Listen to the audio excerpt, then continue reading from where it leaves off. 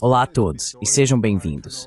Estou muito satisfeito hoje por estar acompanhado pelo Coronel Jacques Baude, do Serviço de Inteligência Estratégica da Suíça, pelo menos agora aposentado, e também deve-se acrescentar um autor bastante prolífico, um livro após o outro, e cada um mais excelente que o anterior. É um grande privilégio. Tenho lido seu trabalho e ouvido muito sobre você, então é ótimo finalmente conhecê-lo quase pessoalmente. Muito obrigado pelas palavras gentis e por me convidar para o seu programa. Eu assisto ao seu programa com frequência, com as várias entrevistas. Estou muito honrado por ser entrevistado. Obrigado.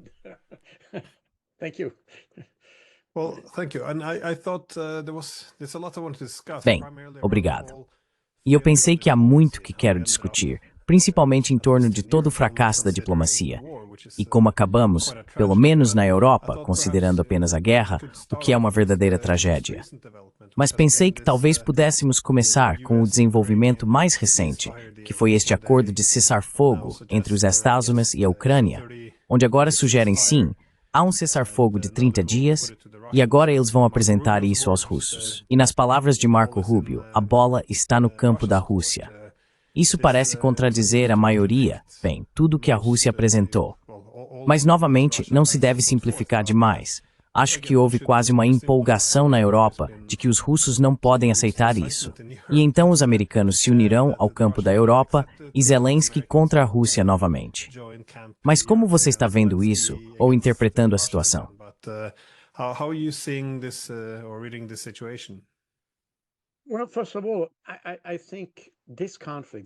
Bem, antes de tudo, acho que este conflito em particular tem muitas concepções errôneas em torno dele.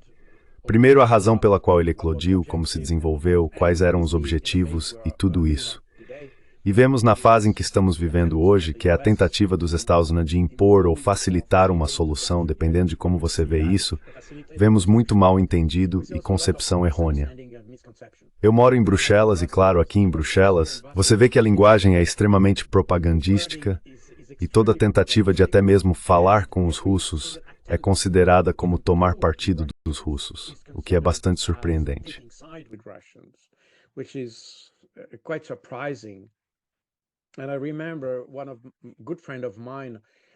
E eu me lembro de um bom amigo meu, um velho amigo que costumava ser o embaixador suíço em Kiev até o ano passado, Claude Wild, uma vez entrevistado na TV suíça, disse que falar com os russos seria recompensar o agressor. E acho que isso resume muito o que você vê na mídia, que até mesmo falar com a Rússia já é um problema.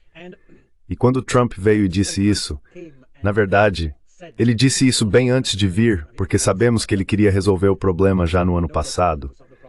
Mas quando ele disse que queria encontrar uma solução e começou a ter discussões com os russos há 10, 15 dias, todo mundo disse, bem, eles tentaram fazer um acordo sem considerar os ucranianos. E como sabemos, as primeiras discussões entre os Estados Unidos e a Rússia foram sobre restabelecer o contato diplomático.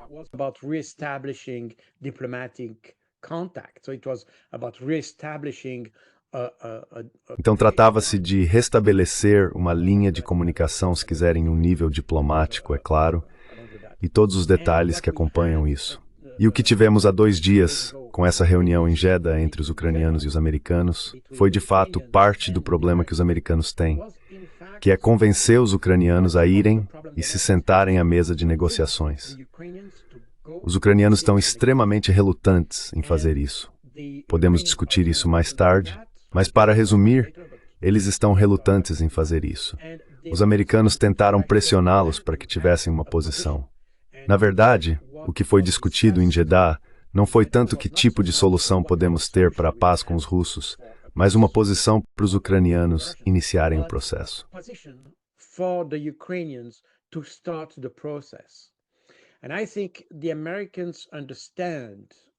E eu acho que os americanos entendem, e provavelmente os russos também, embora eles já tenham definido quais são as condições básicas que querem para a negociação. Mas para os americanos, acho que eles estão cientes de que um processo de paz é precisamente um processo. Isso significa que você pelo menos tem que definir uma posição inicial. E então deve haver uma iteração, um processo iterativo entre as duas partes, para ter no final uma posição comum em um acordo. Mas tem que começar de algum lugar. E acho que é isso que os americanos tentaram fazer com os ucranianos. E obviamente, se você lê, quero dizer, não conheço os detalhes, mas quando fui ao site do Departamento de Estado dos Estados Unidos, tive uma ideia do conteúdo dessa posição.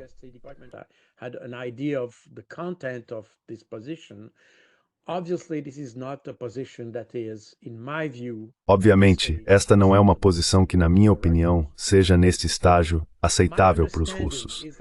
Mas meu entendimento é que os americanos estão cientes disso, e eles sabem disso. E provavelmente querem encorajar os ucranianos a começar com isso e discutir com base nisso para alcançar algo diferente. Essa é a minha visão pessoal sobre isso, mas certamente o que foi decidido em Jeddah certamente não é algo. Na verdade, até contradiz o que os russos queriam. Porque em junho, no ano passado, no dia 14 de junho, quando Putin se dirigiu aos oficiais do Ministério das Relações Exteriores na Rússia, em Moscou, ele estabeleceu alguns marcos, se quiser, ou condições, pré-condições para se engajar em negociações.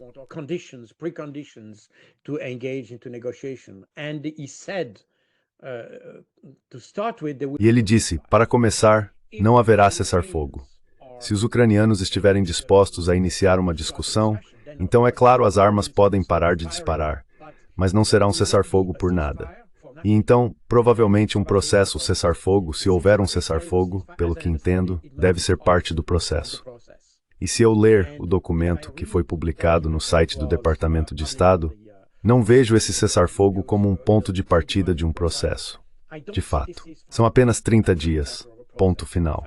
Mas não há condições vinculadas a esse cessar-fogo, e isso é algo que os russos provavelmente vão querer discutir. E eles podem concordar com um cessar-fogo, mas sob a condição de que o cessar-fogo leve a algum lugar. Essa é a minha visão pessoal sobre isso.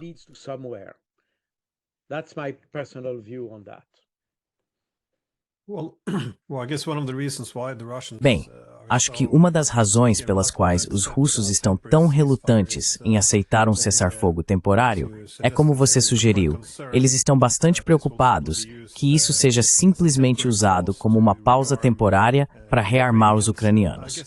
E acho que isso faz parte do elemento interessante, o fato de que agora os americanos estão começando a dar armas aos ucranianos. Mas concordo com sua avaliação sobre o propósito do cessar-fogo. Talvez seja apenas para apaziguar alguns dos mais agressivos em relação à Rússia dentro dos Estados-membros, para puxar um pouco mais os ucranianos em direção às negociações, dado quão relutantes eles têm sido até mesmo para considerar algo como um cessar-fogo, mas também possivelmente para envolver os europeus, pelo menos para falar sobre paz também. Então pode ser apenas parte de um processo. Acho que descobriremos se agora estão dizendo aos russos, aceite ou deixe, ou vamos sancioná-los. Será problemático.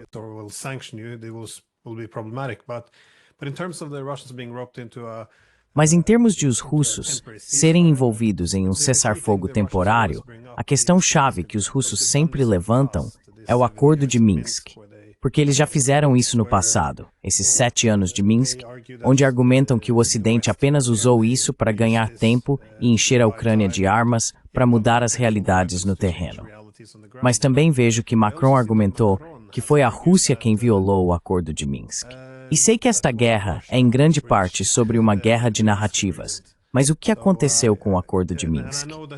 Porque isso é algo que você realmente explorou e escreveu sobre. E acho que isso é muito importante, porque se você apenas seguir as notícias, fica a impressão de que a Rússia violou o Acordo de Minsk e foi tudo culpa da Rússia. Acho isso fascinante.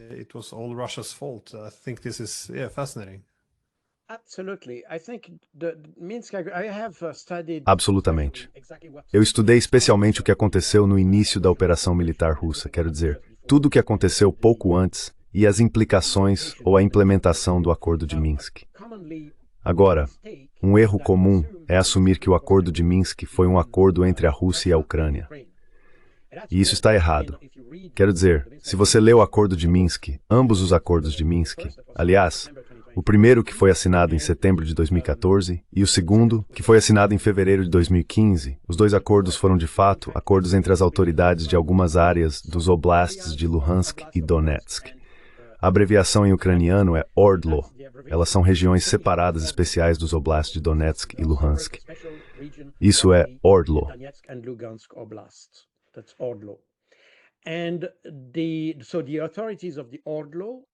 Então, as autoridades da ORDLO e de Kiev e da Rússia e Donetsk para a ORDLO e do outro lado para Kiev, Alemanha e França eram os garantidores do conflito.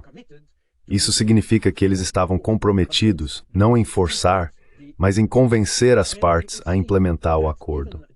E você pode ver que mesmo durante a presidência de François Hollande, de 2015 em diante até 2017, quando Emmanuel Macron chegou, os franceses fizeram todos os esforços para que esse acordo interno se tornasse um acordo internacional.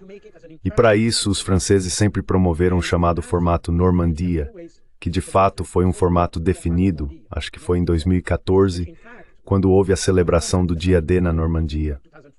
E nessa ocasião, Vladimir Putin, Petro Poroshenko, François Hollande e Angela Merkel estavam presentes. François Hollande, of course, and Angela Merkel were present.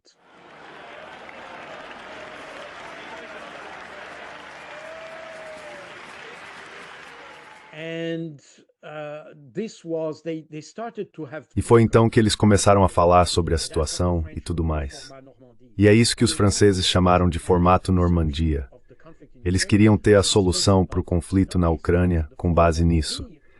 Mas note que o formato Normandia é um formato que inclui todos os chefes de Estado, quero dizer, Rússia, Ucrânia, França e Alemanha, mas não inclui aqueles que de fato estavam incluídos no Acordo de Minsk, que eram as autoridades da ORDLO, as regiões. François Hollande, na primeira fase, e depois Emmanuel Macron fizeram todos os esforços para ter uma solução dentro do quadro do formato Normandia.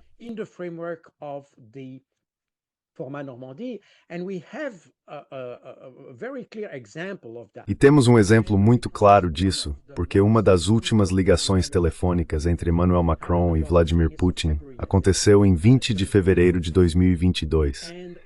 Por acaso, havia pessoas no escritório de Emmanuel Macron e elas gravaram essa ligação. Portanto, temos a transcrição disso. Foi publicada na França, pelo menos. Provavelmente foi publicada em outros lugares, mas pelo menos em francês. Aqui vemos que Emmanuel Macron nem sequer leu o Acordo de Minsk, porque, e esse foi até o título de um veículo de mídia na França, não nos importamos com separatistas.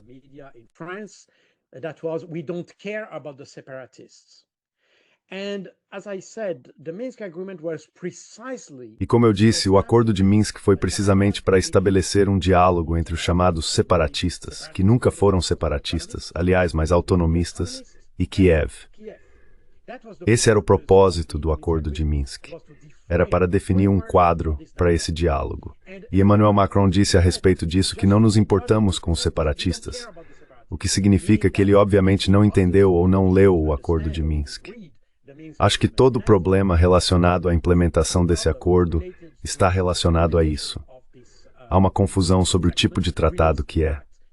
Também temos uma declaração de Ursula von der Leyen em 2021, onde ela disse que a Rússia não está implementando, portanto não precisamos falar com a Rússia, e coisas assim.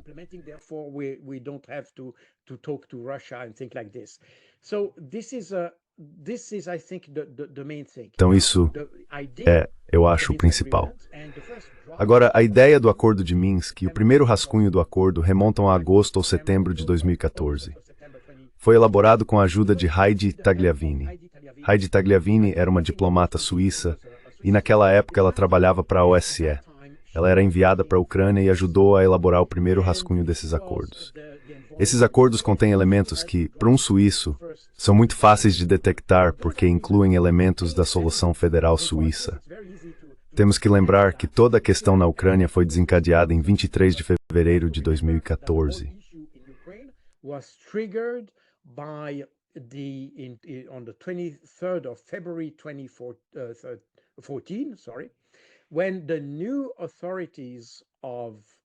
Quando as novas autoridades de Kiev, não eleitas, mudaram o status da língua russa.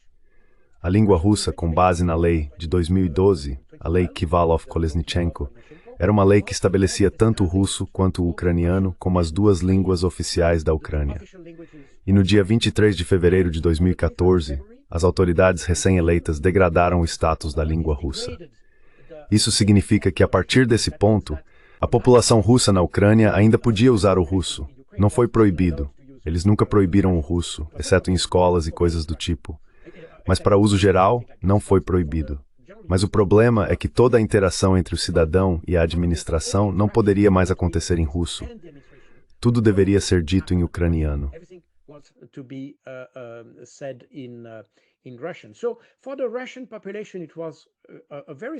Para a população russa foi uma mudança muito significativa. E por essa razão, desde o primeiro dia, ou seja, 23 de fevereiro de 2014, até o Acordo de Minsk, basicamente todo o sul da Ucrânia, não apenas o Donbass, mas todo o sul da Ucrânia entrou em erupção. E houve manifestações em todos os lugares, quero dizer, havia milhares de locais, vilarejos, aldeias, cidades, você nomeia, onde houve manifestações da população russa. E a repressão a esse levante foi extremamente brutal. O exército ucraniano, que costumava estar envolvido nessa repressão, não queria participar. Quero dizer, aqueles soldados de língua russa desertaram, e isso levou ao uso de forças paramilitares e tudo mais.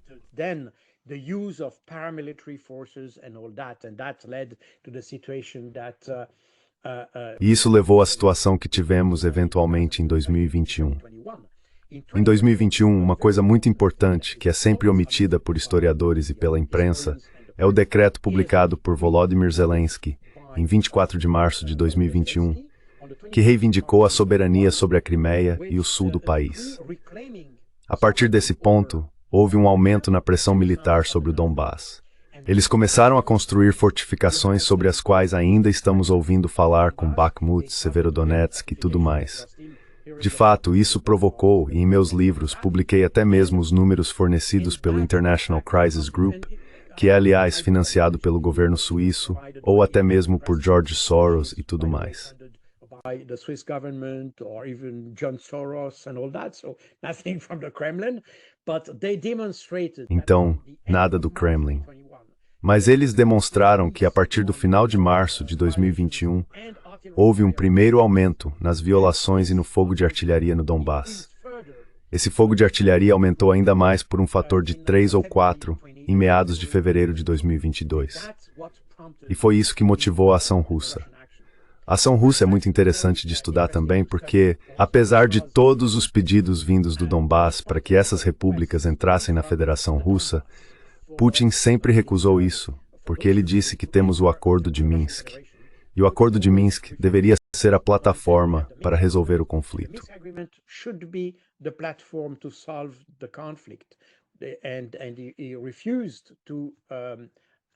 E ele se recusou a anexar ou integrar essas repúblicas à Rússia. Mas se você se lembra, Joe Biden, antes de 16 de fevereiro de 2022, disse: "Eu sei que os russos começarão a atacar em 16 de fevereiro." Você pode se lembrar disso. E a questão é que em 16 de fevereiro, você vê o aumento dramático do fogo de artilharia no Donbass. Os americanos e os ucranianos provavelmente anteciparam que a ofensiva que seria lançada em fevereiro contra o Donbass desencadearia uma intervenção russa.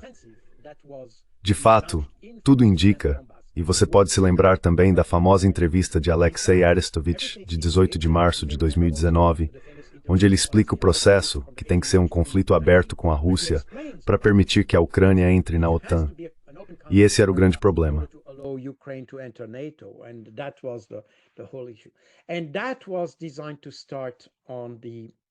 E isso foi planejado para começar em meados de fevereiro de 2022. No dia 15, um dia antes, alguns deputados da Duma pediram a Vladimir Putin que reconhecesse a independência das duas repúblicas do Donbass. Putin recusou, mas depois mudou de ideia 2 dias depois, por causa do fogo de artilharia que começou contra o Donbass e estava aumentando. A partir desse ponto, houve um cálculo muito interessante por parte dos russos, pois decidiram reconhecer a independência das repúblicas. Eles consideraram que naquele momento o Acordo de Minsk estava morto e, portanto, poderiam se dar ao luxo de duas repúblicas. Therefore, they could afford to recognize the two republics. By recognizing the two republics, Ao reconhecer as duas repúblicas, eles poderiam ter um tratado aprovado com elas e com a Federação Russa, um tratado de amizade e assistência. Esse tratado foi aprovado em 21 de fevereiro de 2022. Foi ratificado pelo Parlamento da República de Lugansk, o de Donetsk e a Duma em Moscou. Com base nessa ratificação, as duas repúblicas poderiam então pedir para ativar o tratado e solicitar assistência em 23 de fevereiro. Com base nisso, a Rússia poderia invocar o artigo 51 da Carta da ONU e intervir sob o rótulo ou o princípio da responsabilidade de proteger.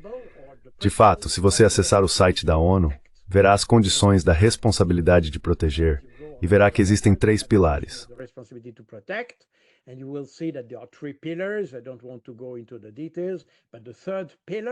Eu não quero entrar em detalhes, mas o terceiro pilar prevê a possibilidade de intervir em um país para proteger uma população e fazer isso dentro do quadro do artigo 51 da Carta da ONU, que é defesa coletiva ou algo assim. E é exatamente isso que os russos fizeram. Então é um pouco complicado, mas legalmente foi ditado pela situação. Isso mostra que os russos não agem impulsivamente. Quando eles fazem as coisas, eles as planejam. É cuidadosamente planejado. Eles pensam sobre isso minuciosamente. E quando eles iniciam sua operação, isso é algo que foi muito discutido e planejado.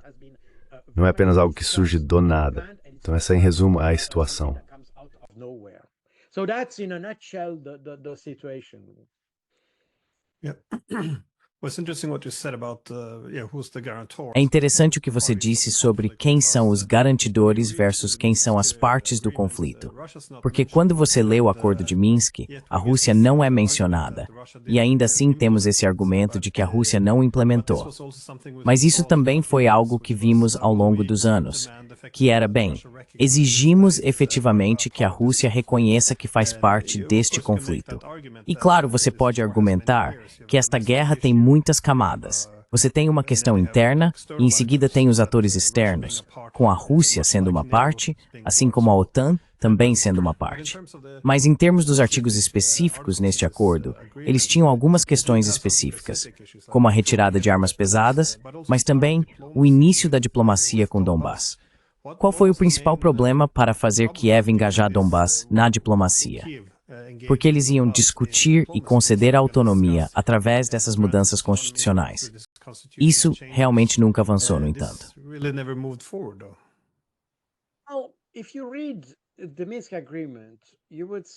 Se você lê o Acordo de Minsk, verá como eu disse que ele foi inicialmente projetado por um diplomata suíço, provavelmente com um modelo suíço em mente, no qual você permite algum tipo de autonomia para as várias regiões em termos de seus costumes, língua, religião, práticas e coisas assim. Se você lê o Acordo de Minsk, pode perguntar onde está o problema para Kiev, de fato. Ele permite mais flexibilidade para as regiões usarem sua língua, por exemplo, e coisas assim. Então há diferentes questões. Em primeiro lugar, eu costumava trabalhar na OTAN com base em um acordo especial entre o governo suíço e a OTAN.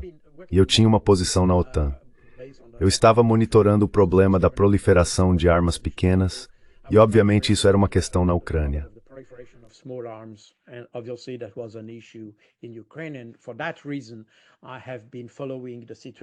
E por essa razão, tenho acompanhado a situação na Ucrânia de perto com as informações que recebi da OTAN.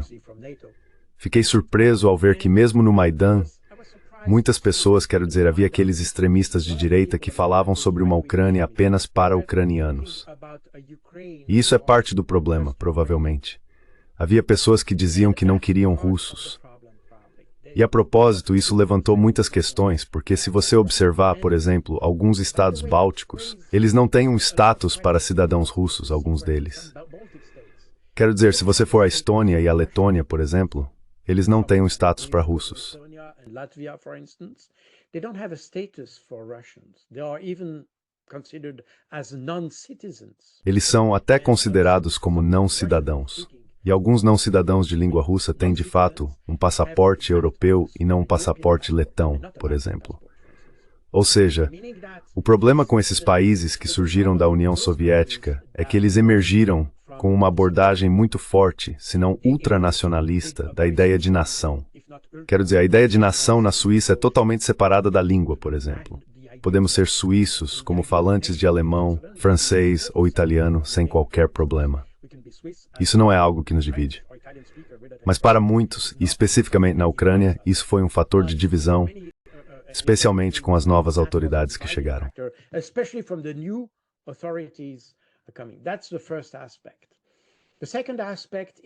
Esse é o primeiro aspecto. O segundo aspecto é que, obviamente, se você ler o famoso relatório da RAND de abril de 2019, Extending Russia, Competing from Advantageous Ground, ou algo assim, não me lembro do subtítulo, mas o título principal é Extending Russia. É um documento enorme de 300 páginas que explica como desestabilizar a Rússia. E nisso você poderia ver que havia uma ideia de que a Rússia deve ser desestabilizada. Isso provavelmente explica por que os Estados Unidos, especialmente a administração em 2014, estavam tão interessados em promover um governo que fosse adverso à Rússia. Era uma ideia de, como dizer, isolar a Rússia de fato. How to say that, to isolate Russia, in fact. Already in 2014, and you had the first sanctions. Já em 2014, você teve as primeiras sanções logo após o Maidan e tudo isso. E essa ideia de que a Rússia invadiu a Crimeia. Isso estava totalmente errado a propósito. Mas de qualquer forma, isso impediu qualquer diplomacia, porque eu acho, e citei meu ex-colega, um embaixador suíço, e acho que esse é um pouco o clima que permeia a diplomacia ocidental em relação à Ucrânia. Consideramos que a Rússia, de fato, foi tratada como a iniciadora do conflito em 2014, por negociações e falantemente recompensá-los.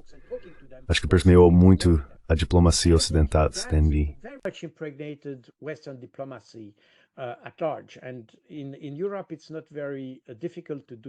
E na Europa não é muito difícil fazer isso, especialmente por causa da nova Europa.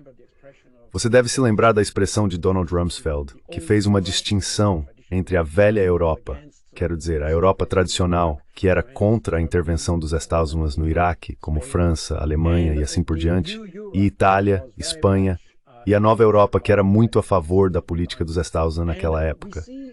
E vemos, e eu experimentei isso dentro da OTAN também, você pode ver uma grande divisão na mentalidade entre aqueles que vêm da nova Europa, quero dizer, os estados bálticos, Polônia, Tchequia e assim por diante, e Romênia e a nova Europa. Até mesmo os oficiais têm uma abordagem totalmente diferente em relação ao conflito ucraniano naquela época, mesmo que seus governos estivessem muito alinhados com os americanos.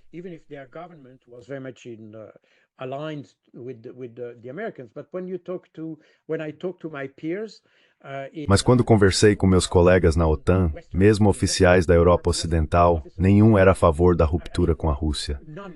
Isso foi muito interessante nas discussões privadas. Mas por outro lado, quando você conversava com as pessoas da nova Europa, tinha muito a sensação de que era algo mais profundo do que simplesmente política. Tive a oportunidade de trabalhar um pouco no âmbito do meu trabalho na OTAN, com a União Europeia e o Serviço Europeu de Ação Externa, e senti exatamente a mesma coisa na Europa. Você tinha exatamente o mesmo tipo de divisão. A Europa Oriental está extremamente emocionalmente ligada ao conflito na Ucrânia e extremamente avessa à Rússia. Isso explica por que não há muita atividade diplomática em termos de manutenção de relações com a Rússia. In terms of maintaining relations with Russia. In addition to that, I think the main problem Além disso, acho que o principal problema, se você olhar para a União Europeia, por exemplo, é que eles nunca, quero dizer, temos a sensação de que o que une os europeus é o ódio contra os russos. Veja, e tenho a sensação de que quanto mais avançamos no tempo, mais isso se torna o único ponto de convergência. Provavelmente não o único, mas hoje você tem Trump, que se torna outro ponto de convergência, provavelmente na Europa. Mas, em essência, esta é a única coisa que une os europeus, ou uma coisa muito importante que une os europeus. E é por isso que a narrativa na Europa parece ser tão fortemente direcionada contra a Rússia. E quando você tem países como a Hungria, que tem uma minoria húngara na Ucrânia, Hungarian minority in Ukraine. And this minority suffered E essa minoria sofreu com as novas autoridades que você tem em Kiev. Porque, como eu disse, em Kiev, as novas autoridades que surgiram em 2014 queriam ter uma Ucrânia ucraniana. Isso significa que todos aqueles húngaros e romenos que fazem parte da Ucrânia, de fato, enfrentaram muitas exações contra eles. E o governo da Hungria reclamou várias vezes ao Conselho da Europa sobre o comportamento das autoridades ucranianas em relação às minorias. A única coisa é que é uma minoria muito pequena, provavelmente 200 mil pessoas. Então não é uma grande minoria. É muito importante para os húngaros. Mas quando você olha para o mapa da Ucrânia, é realmente uma minoria menor.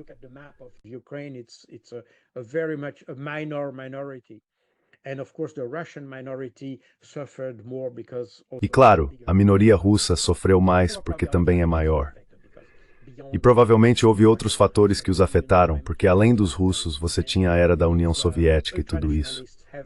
Temos que lembrar que os ultranacionalistas conseguiram sua primeira independência, entre aspas, fornecida pelo Terceiro Reich em 1941. Isso é muito interessante porque eu tenho um documento aqui de 1945 da inteligência dos Dawes, e é um documento sobre como lidar com os refugiados. Isso é depois, obviamente, da vitória. O documento é datado de junho de 1945, e este documento afirma que não reconhecemos a nacionalidade ucraniana. We don't recognize the Ukrainian nationality. Ukraine is not recognized as a nationality. Because at that time, a Ucrânia não foi reconhecida como uma nacionalidade, porque naquela época era considerada uma nacionalidade fornecida pelos nazistas. Essa é a visão ocidental. Mas se você olhar do ponto de vista ucraniano, é claro que eles são gratos, até certo ponto, aos nazistas, porque eles lhes proporcionaram sua primeira independência contra a União Soviética. Para eles, a União Soviética era o verdadeiro inimigo. Então, é uma perspectiva diferente que posso perfeitamente entender, mesmo que na Europa sempre tendamos a pensar em preto e branco. Mas posso entender aqueles que relacionam a ideia de independência àqueles que proporcionaram sua primeira independência.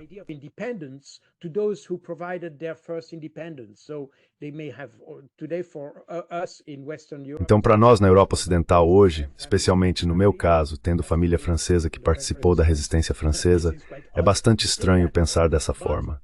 Mas se tentarmos entender os diferentes pontos de vista, podemos compreender isso.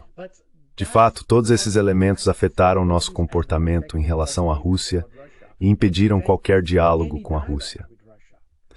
Isso foi exemplificado pelo que meu colega Glenn Diesen disse que mencionei antes. Hoje, o que vemos é que a União Europeia está quase em sua própria caixa. Ela não tem presença em nenhum conflito. Aliás, porque está tão focada na Rússia que não tem absolutamente nenhuma presença quando se trata da Palestina, por exemplo, ou da Síria.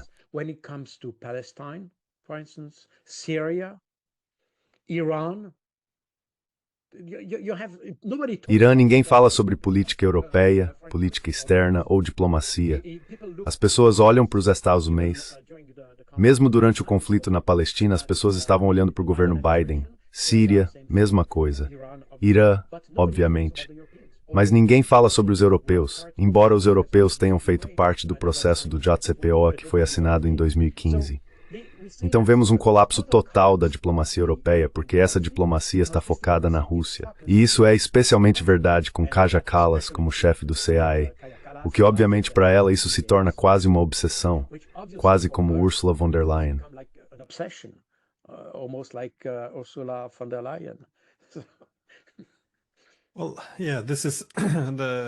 Bem, sim, isso é um pouco de paradoxo com Kaja Kallas, que agora é, eu acho, a chefe de política externa da União Europeia.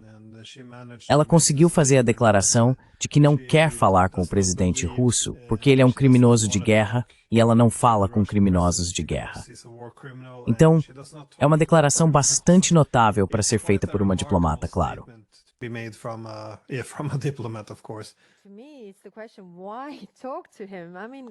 Para mim é a questão, por que falar com ele? Quero dizer, por quê?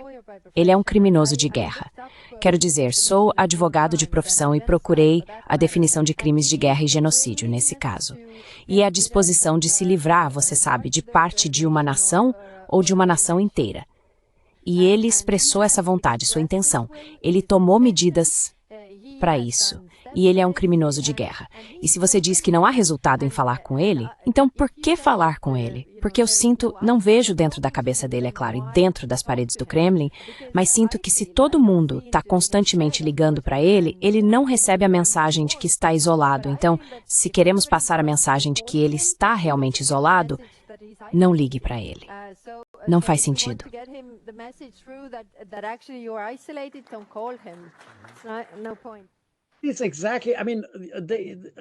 É exatamente, quero dizer, e isso se relaciona muito com o que mencionei sobre meu colega em Kiev. Temos a sensação de que a diplomacia se tornou uma diplomacia de bom tempo, mas não é feita para tempos ruins. Na verdade, a diplomacia está precisamente aqui para ajudar em caso de tempos ruins, ou até mesmo para evitar que tempos ruins piorem. Esse é o propósito da diplomacia, de fato.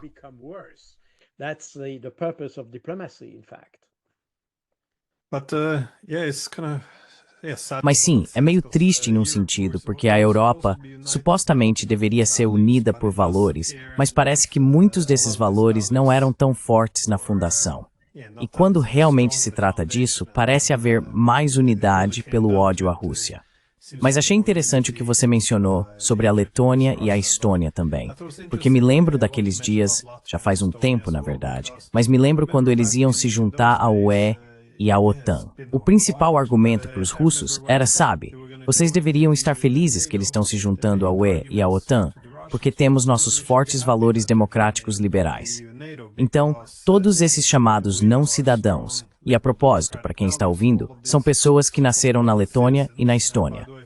Seus pais podem ter nascido lá.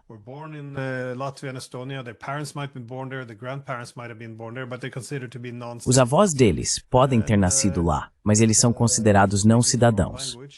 E se falarem a língua errada, não podem votar, não podem conseguir empregos no governo e não têm os mesmos direitos nas escolas públicas e universidades. É meio chocante. E a ideia era que, bem, agora eles estão se juntando à OTAN, a Comunidade Democrática Liberal. Isso deveria ser a maior garantia de que agora as coisas iriam bem. E agora, isso foi em 2004. 21 anos depois, onde estava essa promessa democrática liberal? Acho que a preocupação é que se você der, obviamente, as minorias falantes de russo e étnicas russas, elas são muito mais simpáticas e menos odiosas em relação à Rússia. Então isso desafiaria o consenso, talvez, na UE, de que eles poderiam, em vez de serem anti-Rússia, serem favoráveis.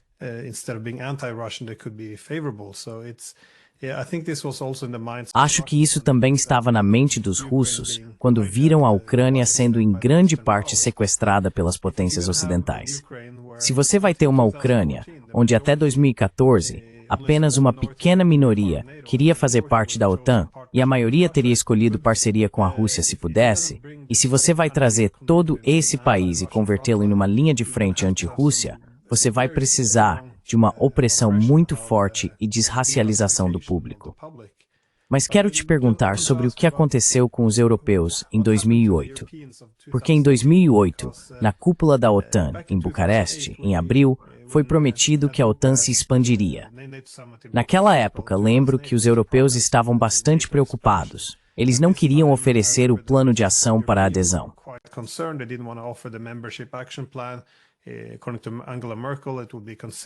De acordo com Angela Merkel, isso seria considerado uma declaração de guerra. Mas mesmo assim, foi feito. Nesse ponto, os europeus estavam cientes das preocupações de segurança da Rússia, mas seguiram em frente de qualquer maneira. Então tivemos, como você mencionou antes, anos desse processo de Minsk fracassado, onde obviamente tivemos um papel fundamental. Até Angela Merkel, como você disse, reconheceu isso, que eles estavam apenas ganhando tempo. François Hollande disse a mesma coisa. Ele confirmou isso. No entanto, como podemos ficar tão presos na Europa nessa narrativa não provocada? Porque é isso que realmente a impulsiona. Tudo é não provocado.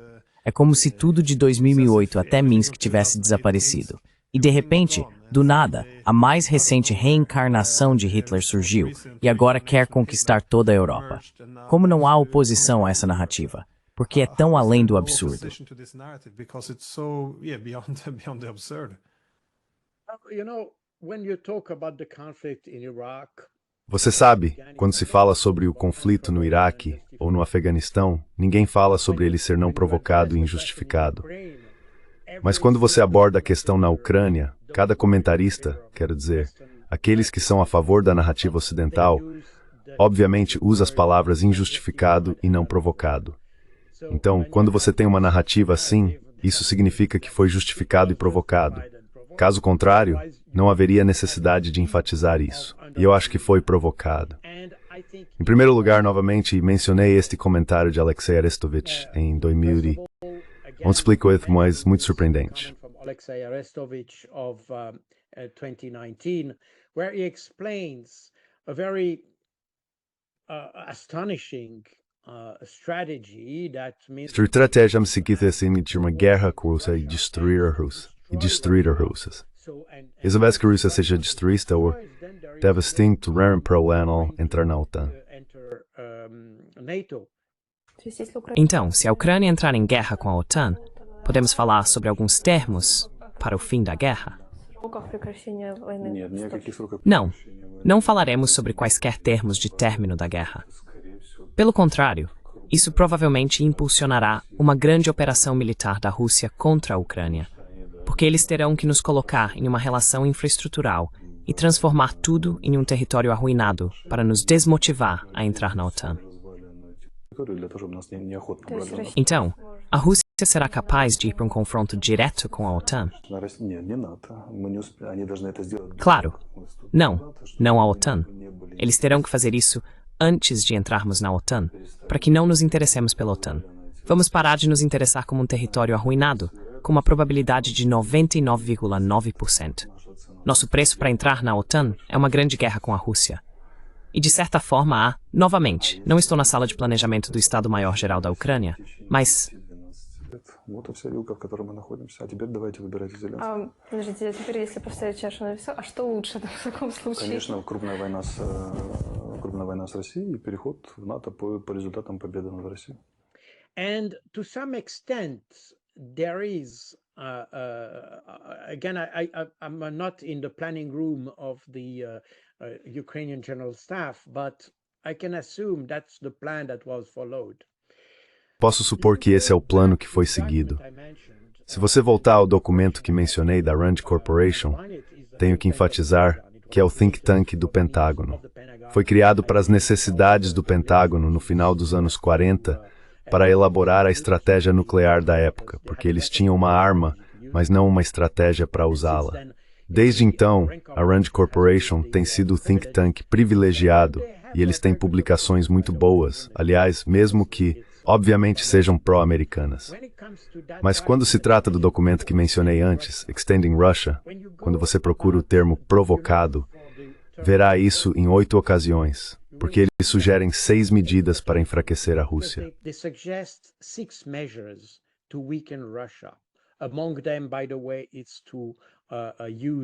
Entre eles, aliás, está o uso da Ucrânia para desestabilizar a Rússia.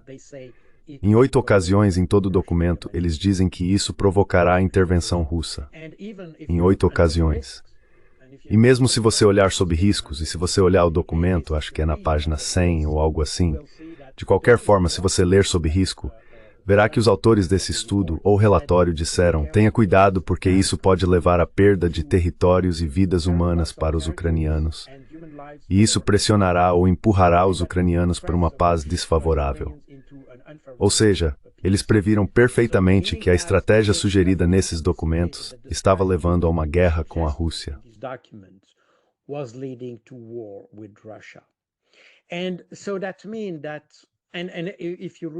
E isso significa que, se você observar as medidas que foram provocadas, pode olhar para 6 medidas que você viu acontecer nos últimos 3 anos, que consideram a Ásia Central. Quero dizer, há diferentes fatores, não os tenho em mente agora, mas é muito fascinante ver como esses caras foram tão... Eles projetaram essas 6 medidas e as analisaram, mas também viram os riscos disso. E o que estamos testemunhando hoje em dia são exatamente os riscos que foram antecipados por aqueles que sugeriram ou propuseram essa estratégia.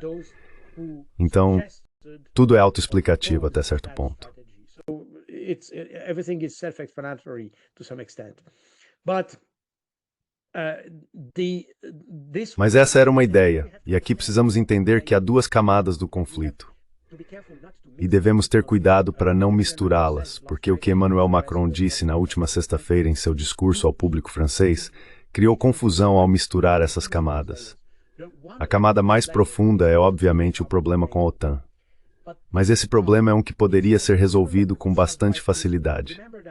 Lembre-se de que a Rússia não é avessa à OTAN como tal, porque até mesmo a Rússia propôs fazer parte da OTAN. Quando eu estava na OTAN, comecei em 2012. Naquela época, o Maidan ainda não havia ocorrido. E a Rússia, assim como a Bielorrússia e outros, faziam parte do chamado Parceria para a Paz e do Conselho de Parceria Euroatlântica.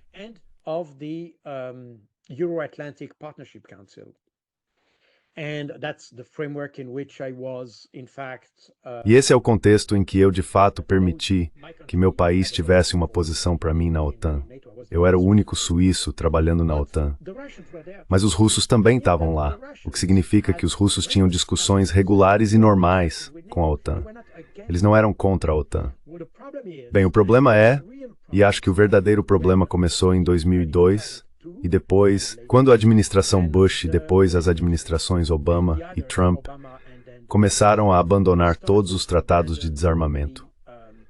O primeiro tratado de desarmamento foi o Tratado ABM, que foi usado pela administração Bush para estacionar mísseis antibalísticos na Polônia, Tchequia e Romênia. O problema é que os lançadores que estavam planejados naquela época para estarem na Polônia e assim por diante são de uso dual.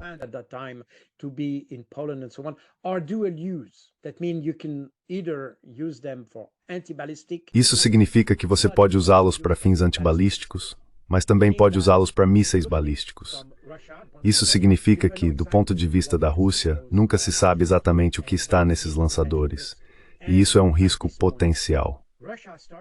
Nesse ponto, a Rússia começou a invocar a Declaração de Astana de 2010, especificamente o princípio da indivisibilidade da segurança. De acordo com essa declaração, a Declaração de Astana é um documento da OSCE que foi assinado por todos os participantes da Organização Euroatlântica. O princípio básico da indivisibilidade da segurança é que você não pode promover sua própria segurança às custas da segurança de seus vizinhos. Portanto, estacionar mísseis ou mísseis nucleares em seu território poderia essencialmente ser permitido.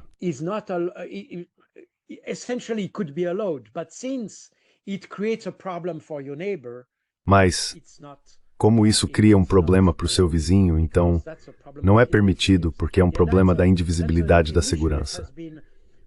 E essa é uma questão que tem sido repetidamente invocada pelos russos. E isso, eu acho, é um ponto-chave ao qual ninguém presta atenção. Mas é uma realidade da qual você precisa ter cuidado. E se você tem uma organização onde há um diálogo constante entre todos, então você resolve esses problemas. E isso se relaciona com a questão que também tem sido repetidamente invocada pelos russos, que é a questão da segurança por cooperação, em vez de segurança por confronto. E esse é o princípio. Lembre-se de que mencionei a OSCE, a Organização para a Segurança e Cooperação na Europa, que começou como uma conferência para a segurança e cooperação na Europa, que inicialmente foi um projeto da União Soviética.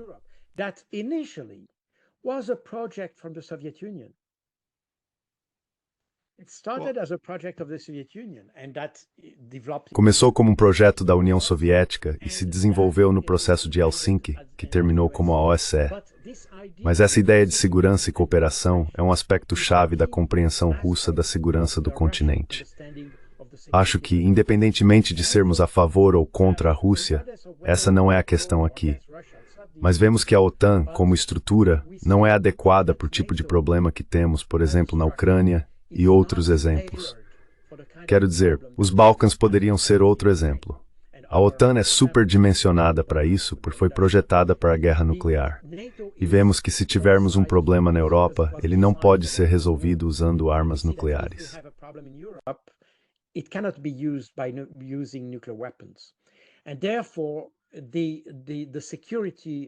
E, portanto, a segurança do continente não deve ser baseada na confrontação como era durante a Guerra Fria, onde tínhamos dois blocos em confronto. Em vez disso, precisamos de outro tipo de segurança. Sou um firme defensor da segurança por cooperação. Aliás, esse é também o princípio básico da política de segurança suíça.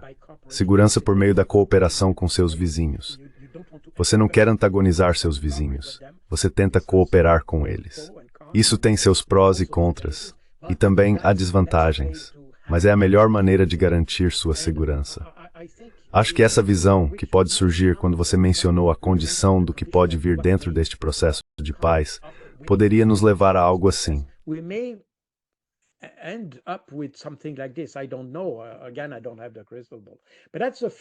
Eu não sei. Novamente, eu não tenho uma bola de cristal. Mas essa é a primeira camada do conflito na Ucrânia. A segunda camada, e acho muito importante lembrar as pessoas, é que a razão pela qual os russos entraram na Ucrânia não é por causa da OTAN. É por causa da proteção dos civis. Essa é a justificativa para entrar na Ucrânia. E isso é muito importante dizer porque quando ouvimos Emmanuel Macron hoje dizendo que depois da Ucrânia, a Rússia atacará a Europa, apresentamos uma justificativa diferente. Não se trata de recon soviética, porque obviamente a Europa Ocidental nunca pertenceu à União Soviética. Então vai além disso.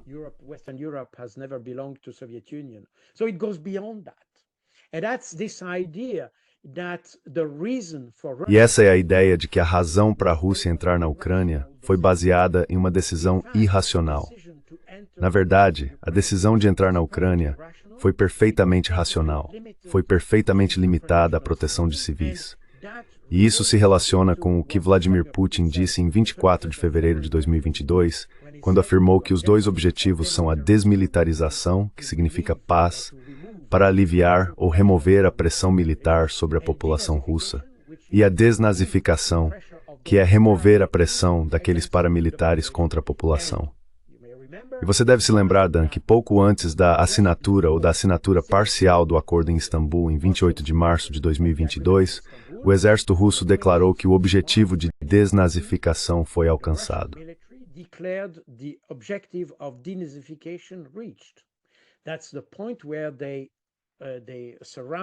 Esse é o ponto onde eles cercaram Mariupol, onde você tinha o regimento ou Brigada Azov, dependendo de quando era um grande regimento.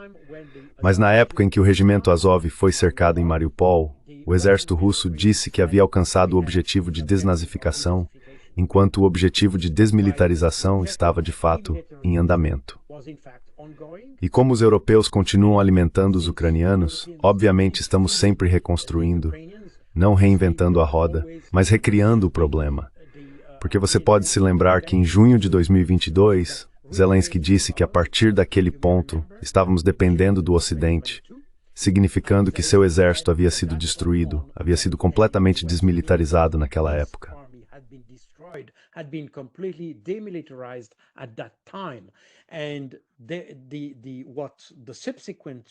E o apoio subsequente que foi fornecido pelos europeus de junho a dezembro de 2022, com equipamentos soviéticos antigos vindos dos países do leste europeu, foi o primeiro lote de equipamentos. Então esse lote foi destruído, foi desmilitarizado uma segunda vez. A partir desse ponto, Zaluzhny pediu por tanques M1 Abrams e Leopard 2 e coisas assim. Isso foi o que vimos aparecer no teatro no início de 2023, o que permitiu aos ucranianos iniciar sua chamada contraofensiva em junho de 2023. E isso foi destruído novamente. Então houve um pedido por novos equipamentos, e você teve os Patriots, e todo esse, eu diria, equipamento de tecnologia mais avançada que foi fornecido aos ucranianos, porque eles foram desmilitarizados pela terceira vez.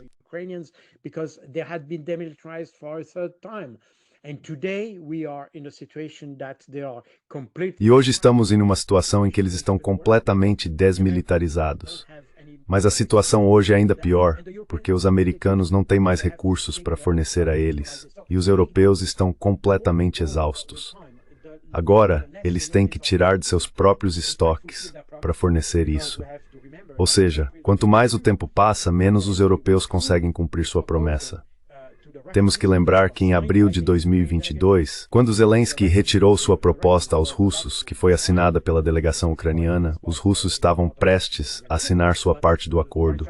Mas Boris Johnson veio e disse, não, você retira sua proposta. Naquela época, Zelensky trocou isso por apoio ilimitado. against unlimited support. And that's the reason why Zelensky comes and keeps. E é por isso que Zelensky vem e continua vindo pedir equipamentos, porque lhe prometeram esse equipamento. Foi prometido a ele apoio ilimitado. O problema é que, como foi o caso no início da ofensiva, lembro-me de que em 1º de março de 2022, o ministro da Economia da França disse que faríamos a Rússia colapsar. Ele sugeriu que isso aconteceria em semanas, porque subestimamos a resiliência militar, econômica e social dos russos. Pensamos que colapsaria muito mais rápido do que aconteceu.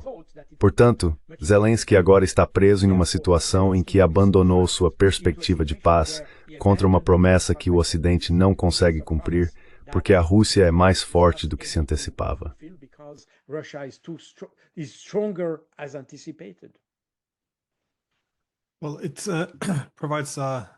Bem, isso proporciona uma boa transição para o que eu queria abordar a seguir. Eu queria perguntar sobre a possibilidade de paz, porque parece que a guerra está chegando ao fim, seja no campo de batalha ou através de negociações. Agora, anteriormente você argumentou que no contexto mais amplo, o que causou a guerra e o colapso da arquitetura de segurança europeia foi a falha em reconhecer este princípio fundamental de segurança indivisível. Ou seja, um lado não deve aumentar sua segurança à custa de outro. O que é bastante interessante é que isso tem sido quase uma estratégia, uma abordagem para fazer isso, simplesmente porque este tem sido o modelo para uma paz hegemônica, que se manifestou através da expansão da OTAN.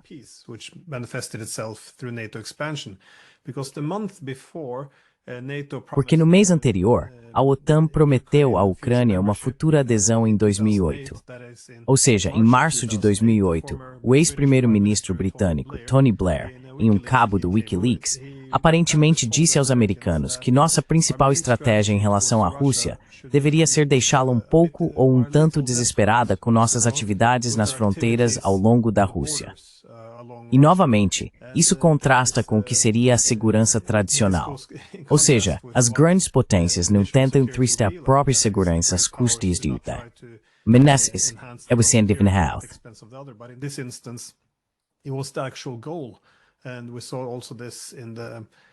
E vimos isso também no documento da RAND de 2019. O argumento era que se ameaçássemos com a expansão da OTAN, isso faria com que os russos se sentissem compelidos a investir mais recursos e vidas no Donbass, novamente, lá em 2019. Mas eu queria te perguntar, como? Apenas para explorar a possibilidade de um acordo de paz, porque independentemente de qualquer conversa e bravata da administração Trump, é um bom ponto de partida começar pelo que os russos querem, porque eles estão vencendo a guerra. Então, o que a Rússia quer das negociações? Isso é idealmente, mas também onde você vê que eles estariam dispostos a comprometer e negociar? Qual é a demanda mínima, eu acho, em comparação com seus objetivos declarados?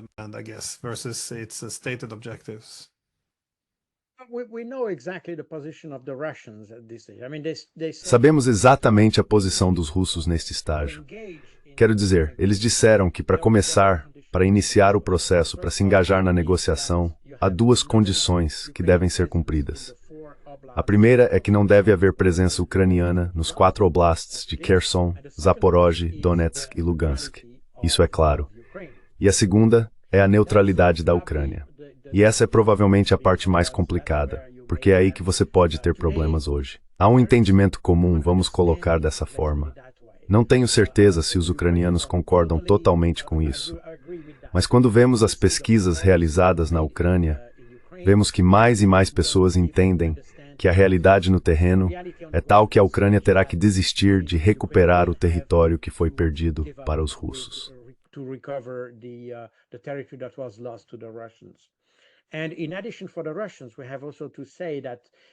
Além disso, para os russos, temos que dizer que manter esses territórios não é apenas por uma questão de expansão territorial, mesmo que seja obviamente uma ponte terrestre para a Crimeia e tudo mais. Isso é claro. Mas há uma segunda coisa que ninguém menciona. É também uma forma de evitar que a população dentro dessas repúblicas seja sujeita à violência de vingança se fosse devolvida aos ucranianos. exatamente o que os russos experimentaram em 2014. Porque após a revolta que mencionei em 2014, houve muita ação de vingança por parte desses paramilitares, e isso de fato começou a radicalizar ou antagonizar muito as duas comunidades. Então manter esses territórios é uma coisa, mas todos começam a admitir que provavelmente a Ucrânia terá que abandonar esses territórios. Probably Ukraine will have to abandon those territories. The second thing is the neutrality. A segunda coisa é a neutralidade.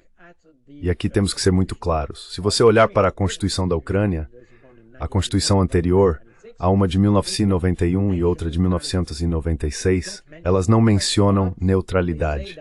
Elas não mencionam neutralidade, mas dizem que não haverá bases estrangeiras e tropas estrangeiras na Ucrânia. O que pode ser interpretado como um tipo de neutralidade, mas não era uma neutralidade formal. E isso é importante porque muitos comentaristas acham que era neutralidade e, portanto, a Ucrânia não tinha direito de se juntar à OTAN. Acho que isso está provavelmente no Tratado da SEI, que foi assinado quando a União Soviética se desfez, que era uma ideia de não pertencer a alianças. Não tenho certeza sobre isso, mas é provavelmente aí que você tem isso. I'm not sure about this, but that's probably there that you have that. But in the Ukrainian constitution you don't have that, but you don't. Mas na Constituição ucraniana você não tem isso. Mas certamente está explicitamente declarado que não deve haver tropas estrangeiras e nem bases estrangeiras no país. Isso significa que, em teoria, a ideia de fazer parte de uma aliança poderia ser permitida. É aí que entra a indivisibilidade da segurança. Porque, obviamente, ter a Ucrânia como parte da OTAN e ter o risco de tropas da OTAN, como aconteceu na Polônia, nos Estados Bálticos e em outros países, e até mesmo o estacionamento desses mísseis, explica, aliás, o famoso discurso de Vladimir Putin em Munique em 2007. Foi exatamente isso que desencadeou seu famoso discurso, que eventualmente pressionou os países ocidentais a pedir pela OTAN e tudo mais.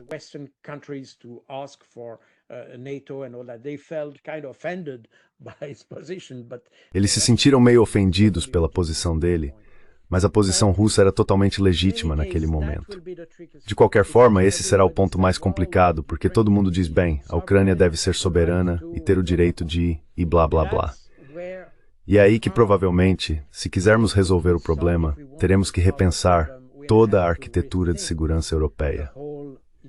Essa é a minha visão pessoal, porque, aliás, o que está acontecendo atualmente é que os europeus se sentem abandonados pela administração Trump, sentem a necessidade de ter uma política de segurança independente, uma defesa independente, e tudo isso, o que significa que provavelmente há algumas reflexões na Europa. O problema é que não tenho certeza se essas reflexões são muito construtivas.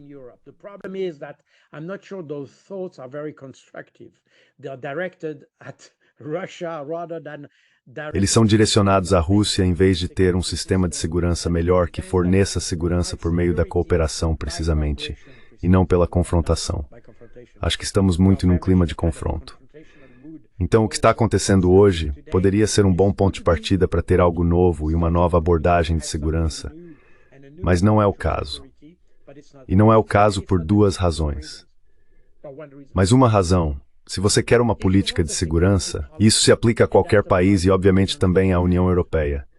Uma política de segurança é baseada em dois pilares, a política externa e a política de defesa, para simplificar. Basicamente, todo país tem ambos e joga alternadamente com, quero dizer, obviamente, na maioria das vezes com a política externa em vez da política de defesa. Mas esses são os dois pilares.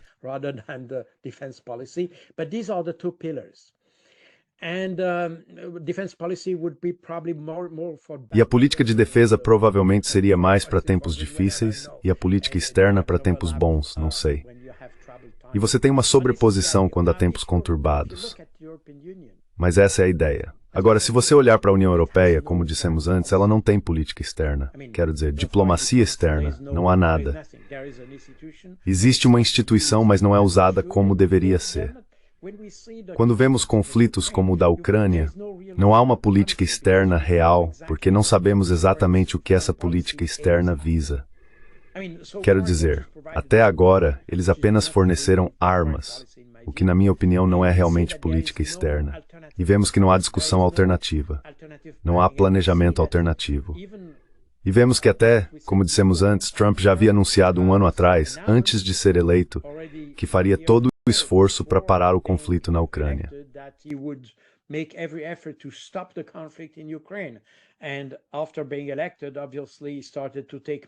E depois de ser eleito, obviamente, ele começou a tomar medidas para parar esse conflito.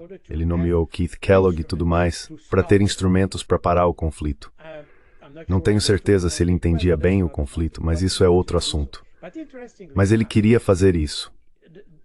Mas, curiosamente, todo mundo sabia disso. Estava nas notícias, na mídia e tudo mais. Mas a União Europeia não fez nada a respeito. Não houve absolutamente nenhum movimento pelo Serviço de Ação Externa para fornecer qualquer plano alternativo ou para contrariar Trump, ou para encontrar alguma maneira de acomodar a política dos Estados Unidos com a política europeia e coisas assim. Nada. Zero. Eles ficaram apenas surpresos, como Trump anunciou a reunião em Riad entre os russos e a delegação dos Estados Unidos. Ou seja, os europeus não estavam absolutamente preparados para isso. The Europeans were absolutely not prepared for that. And that shows that there is absolutely no foreign policy. E isso mostra que não há absolutamente nenhuma política externa. Eles estavam totalmente focados em enfraquecer e destruir a Rússia. Ponto final. Não há plano alternativo, não há outros focos, outras prioridades, nada mais.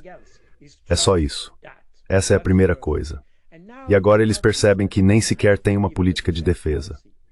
E mesmo se estivéssemos falando de uma política de defesa que pudesse, digamos, se materializar nesse estágio, enviando tropas para a Ucrânia, apenas 2 países podem fazer isso: França e Reino Unido. E o Reino Unido nem faz parte da UE. Então isso significa que mesmo a política de defesa não existe. Então estamos falando de uma política de segurança por uma organização que não tem absolutamente nenhum plano, nem mesmo as instituições. Absolutely no plan, not even the institutions. And even when we talk about now, we are talking about rearm. E mesmo quando falamos sobre isso agora, estamos falando sobre rearmar a Europa e tudo mais. Então eu nem estou discutindo a questão de reconstruir um complexo militar industrial na Europa. Aliás, se esse complexo militar industrial não foi desmantelado, mas foi reduzido na Europa, é porque naquela época não sentíamos a necessidade de um. Isso é muito importante. Isso porque, após a Guerra Fria, sentimos que a Guerra Fria poderia fornecer quadro para uma coisa pacífica real e, portanto, poderíamos reduzir nossas despesas militares, nosso aparato militar e o complexo militar industrial ao mínimo, porque ainda precisamos de um exército.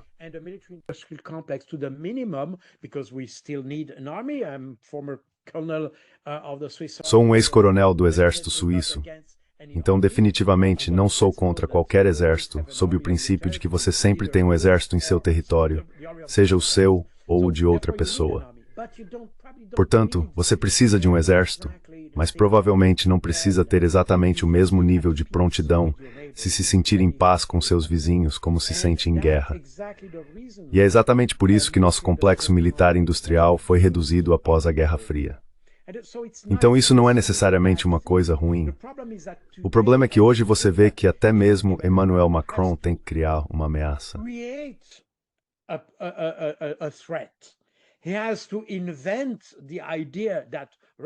Ele tem que inventar a ideia de que a Rússia está pronta para atacar a Europa e tudo isso para provocar esse movimento em direção a um rearmamento da Europa.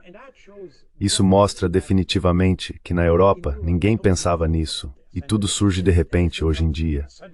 De repente queremos enviar tropas e gastar 800 bilhões de euros em defesa e tudo mais. Temos que reconstruir os exércitos e restabelecer o serviço militar obrigatório. Tudo isso acontece em uma semana. Isso mostra exatamente que não temos política. Não há pensamento, não há plano, não há reflexão sobre como vemos o futuro da nossa segurança.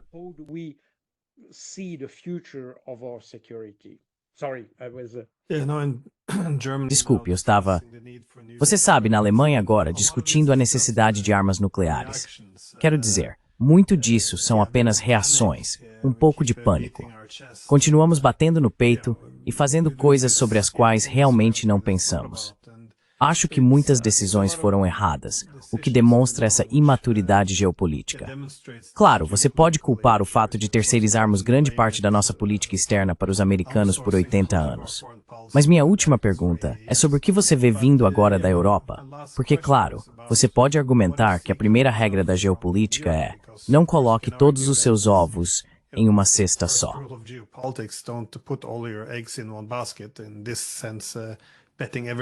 Nesse sentido, apostar tudo nos Estados Unidos assume de alguma forma que os Estados Unidos colocarão os interesses europeus à frente dos seus próprios. Mas também eu acho, há o problema de definir os interesses europeus, dado que, como você mencionou, o único objetivo parece ser que temos que continuar lutando contra a Rússia. E nem sequer discutimos o que significa derrotar a Rússia, ou seja, derrotar a maior potência nuclear do mundo. Então, há uma grande ausência de pensamento estratégico. Mas para onde a Europa pode ir a partir daqui? E para onde é provável que vá? Estamos caminhando para a irrelevância? Certamente, a situação militar não parece ótima economicamente.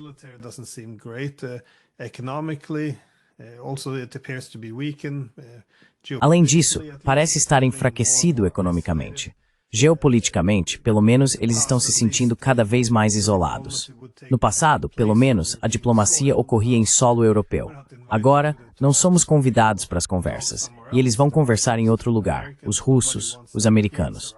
Ninguém quer os europeus por perto, e eles não precisam deles. Somos vistos como sendo irreais. Somos vistos como sendo pouco confiáveis. Nada disso é ótimo para nós, quero dizer, para nós, europeus. Então, estamos caminhando para a irrelevância, e você vê alguma maneira de nos afastarmos desse caminho?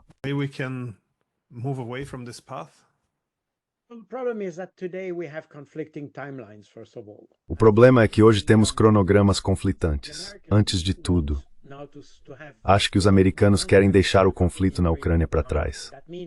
Isso significa que, por enquanto, o que eles querem é pressionar ambas as partes, Rússia e Ucrânia, para a mesa de negociações. E eles querem evitar que os europeus se envolvam nisso. E os europeus, porque não têm nenhuma presença significativa, quero dizer, como você disse corretamente, não sabemos exatamente o que os europeus querem alcançar, porque continuar a guerra não é uma conquista. Para onde isso leva? E ninguém sabe disso. E acho que mesmo na Europa, ninguém sabe disso. É apenas sobre lutar contra a Rússia, ponto final. Mas até que ponto? Como podemos definir a vitória para a Ucrânia ou a derrota para a Rússia? E qual é o ponto em que decidimos parar de lutar?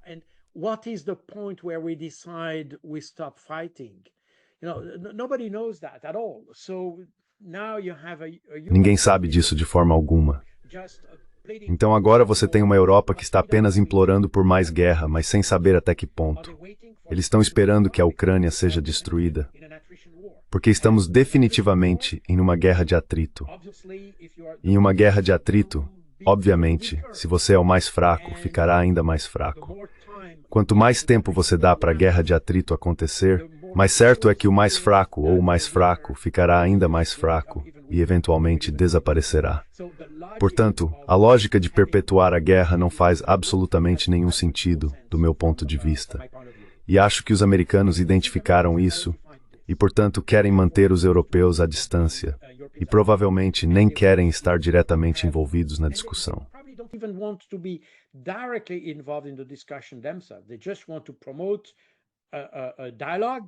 Eles só querem promover um diálogo e chegar a um acordo, ponto final. Não tenho certeza se eles querem um acordo específico, aliás, mas entendem que se deixarmos as coisas continuarem, e acho que Trump expressou isso muitas vezes, que se as coisas continuarem assim, a Ucrânia desaparecerá. E isso foi até afirmado por alguns, até mesmo Kirilo Budanov, o chefe da inteligência militar, afirmou algo assim. Ou seja, acho que a ideia de continuar alimentando e fomentando o campo de batalha não faz sentido. O problema é que ninguém na Europa sente que isso não faz sentido. E acho que o primeiro passo é chegar a um acordo na Ucrânia.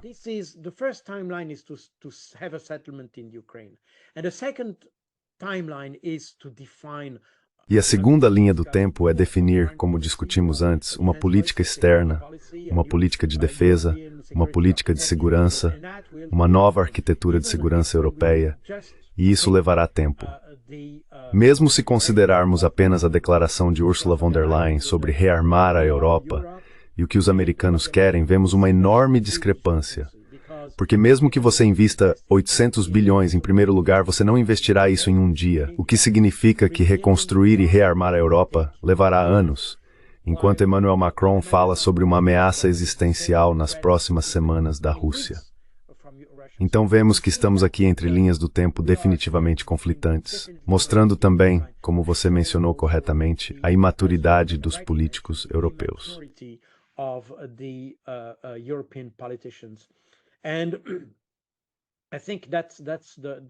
E eu acho que esse é o verdadeiro problema.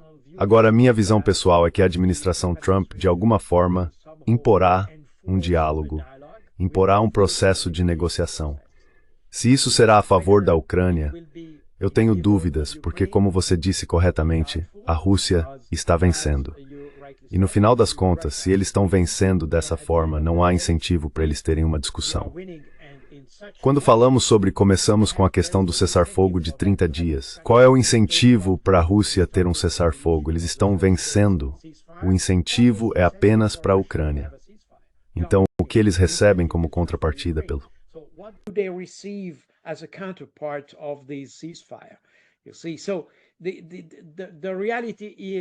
Veja, a realidade é que se eles fossem iguais no campo de batalha, se houvesse um verdadeiro impasse, como as pessoas pensam, então você poderia dizer, ok, temos que ceder um pouco para cada lado. Mas o problema é que hoje a Rússia está definitivamente vencendo.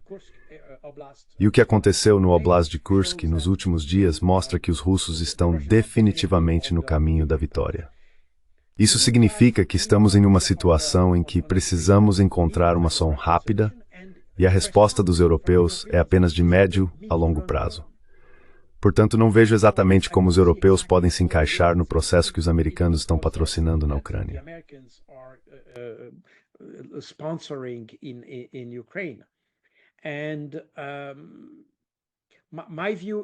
Minha visão é que os americanos continuarão com seu processo. Eles pressionarão os ucranianos para alcançar isso. Esperamos que isso leve a uma boa paz. Mas, novamente, isso será decidido em parte no campo de batalha, porque enquanto os russos não tiverem na mesa de negociações o que esperam, eles continuarão lutando. Isso significa que, no final das contas, o resultado do processo de paz virá tanto do campo de batalha quanto da mesa de negociações. E é isso que os europeus não entenderam. Agora, eles provavelmente terão um papel secundário no processo, porque essa é a União Europeia, e provavelmente forçarão sua entrada no processo.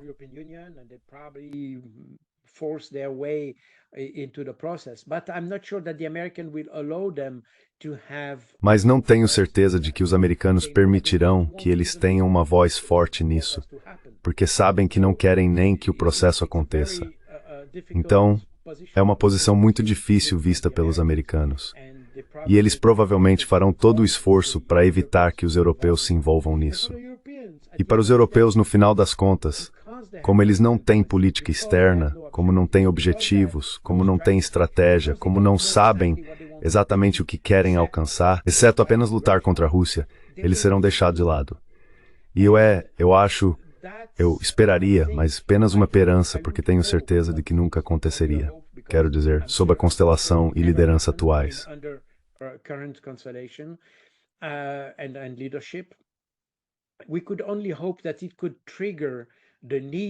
Podemos apenas esperar que isso possa desencadear a necessidade dos europeus repensarem sua política externa, repensarem a maneira como se envolvem, não apenas no contexto do conflito ucraniano e das relações com a Rússia, mas também com todo o Sul, porque vemos que a Europa está desconectada de todos os lugares e também ficará desconectada dos Estados-Unidos, porque os Estados-Unidos, devido às tarifas e tudo mais, querem transferir empregos da Europa para os Estados-Unidos. E isso aumentará o isolamento da Europa. E acho que os europeus ainda não entenderam isso. Ou seja, nos dias em que vivemos hoje, os europeus deveriam ter reconhecido ou identificado a oportunidade de repensar seu próprio futuro, sua própria arquitetura, sua própria, em alemão, você diria, Weltanschauung. In German, you would say Weltanschauung, because that's their understanding of the world. Porque essa é a compreensão deles do mundo de alguma forma. Na minha opinião, eles têm estado completamente focados no conflito ucraniano e na luta contra a Rússia e perderam de vista o resto do mundo, até mesmo sua própria economia. Agora eles estão percebendo que estão em choque e pânico porque veem que estão do lado do Atlântico. Eles estão entre os Estados Unidos e a China porque agora antagonizaram todos. Os russos não estão muito interessados em retomar as relações com a Europa, na verdade, porque reconstruíram as redes em direção à Eurásia e Ásia. Eles restabeleceram contato com o Sul, eles reorganizaram seus mercados em direção ao Sul. E hoje, mesmo quando falamos sobre gás, por exemplo, até os ucranianos destruíram os gasodutos. For instance, even the Ukrainians have destroyed the pipelines. Nord Stream, I don't even need to mention that. Meaning that Nord Stream, nem preciso mencionar isso. O que significa que, para os russos, voltar para a Europa é uma responsabilidade. O que significa que para a Europa eles estão de fato cada vez mais desconectados do resto do mundo.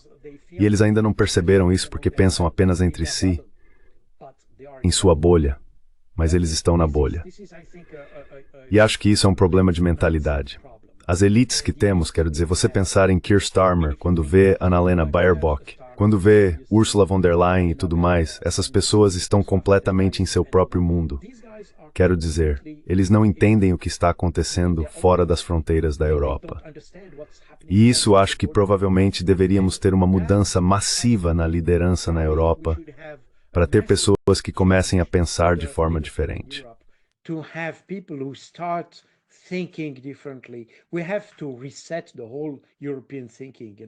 Precisamos redefinir todo o pensamento europeu.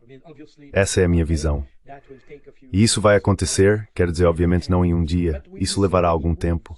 Mas já vemos movimentos, vimos isso na Alemanha, vimos isso em certos países, mas isso não tenho certeza se é mesmo o melhor movimento porque não queremos voltar a algum tipo de ideologias nacionalistas. Essa não é a ideia. Devemos ter pessoas que pensem em como trabalhar melhor juntas. E minha visão pessoal, não sou antagonista à Europa. Acho que Maastricht foi um passo longe demais. Ter um mercado comum, o que tínhamos antes de Maastricht, era o melhor para a Europa. Manter as identidades de cada país, cooperar uns com os outros, facilitar o comércio e as trocas e tudo isso, mas começar a ter estruturas comuns.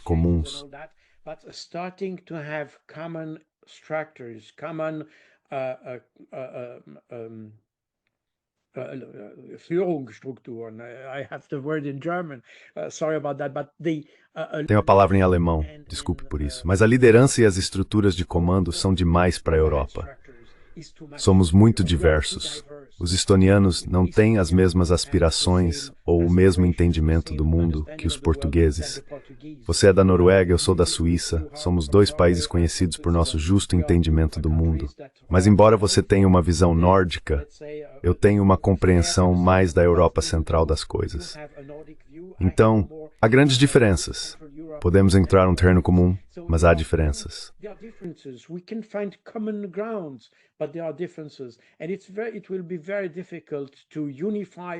E será muito difícil unificar tudo isso em algum tipo de projeto vago ou fazer com que todos olhem na mesma direção, tenham as mesmas aspirações. Somos diversos demais para isso. Essa é a minha visão pessoal. Alguém precisa repensar toda essa arquitetura europeia. Devemos melhorar a cooperação. Devemos melhorar o comércio entre nós. Devemos melhorar a forma como podemos interagir uns com os outros.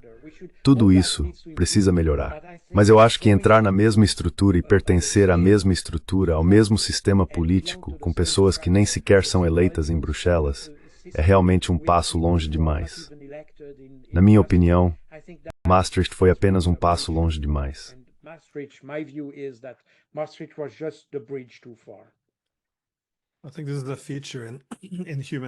Acho que isso é uma característica da natureza humana.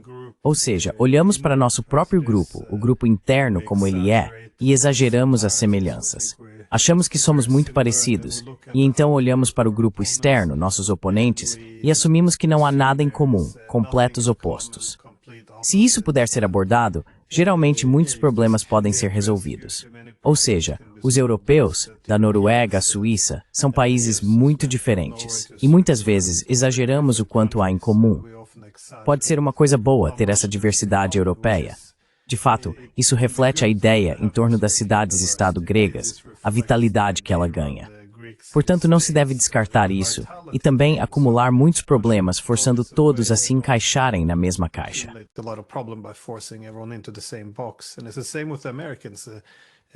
E é o mesmo com os americanos. Especialmente nesse país, os políticos são bastante selvagens. A suposição de que, por sermos aliados, nossos interesses estarão quase completamente sobrepostos. Quero dizer, teremos interesses diferentes. A grande potência cuidará de seus próprios interesses primeiro. Isso deveria ser senso comum, mas assumimos que tudo é exatamente igual, porque estamos no mesmo bloco. E então olhamos para o grupo externo, os russos. E sim, eles são sempre o completo oposto de nós. Eles são nosso outro o tempo todo, e exageramos e subestimamos o quanto realmente temos em comum, porque não é tão diferente assim. Então não, espero que haja algumas mudanças, mas estou um pouco pessimista hoje em dia, acho. I'm not, a bit pessimistic these days, I guess. Devemos aproveitar nossas diferenças, mas devemos explorar nossas semelhanças. Sim. Mas como você disse corretamente, colocar todo mundo na mesma caixa, com o mesmo objetivo, com a mesma linha, com o mesmo...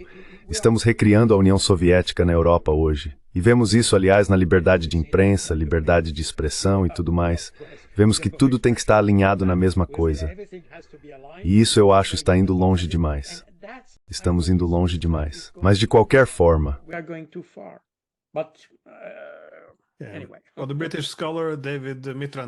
Bem, o estudioso britânico David Mitrani escreveu na década de 1960 que se a Europa optasse por um modelo federalista, o objetivo em si deveria ser federalizar. Ele previu que a Europa Ocidental, naquela época, começaria a se parecer mais com a União Soviética. Então você pode estar certo sobre isso. De qualquer forma, Coronel Baldi, agradeço muito o seu tempo. Você foi muito gentil em dedicar tanto dele. Então, obrigado. Foi amplamente interessante. E realmente espero que possamos falar com você novamente no futuro. Então, obrigado. Foi um prazer. Obrigado por me convidar hoje. Thank you very much.